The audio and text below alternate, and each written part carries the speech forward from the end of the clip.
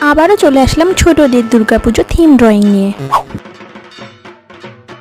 এই ড্রয়িংটা ছোটরা খুবই সহজে করতে পারবে, তার জন্য প্রথমেই আমি খাতার মাঝখানে একটা ত্রিশূল এঁকে নিলাম।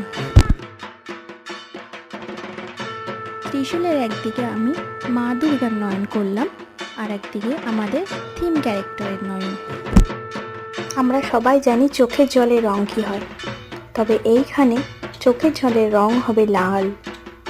এই লাল যে কোনো লাল রং নয়, এ হলো সমাজে মেয়েদের উপর অন্যায় অত্যাচারের প্রতিবাদের লাল রং।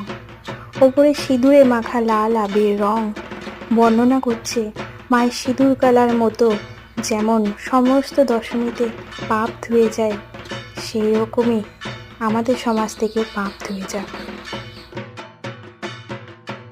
খুব সুন্দর হয়েছে মিস, আমি তো খুব সহজে এটা বুঝতে পারলাম। সাবস্ক্রাইব করে দিও।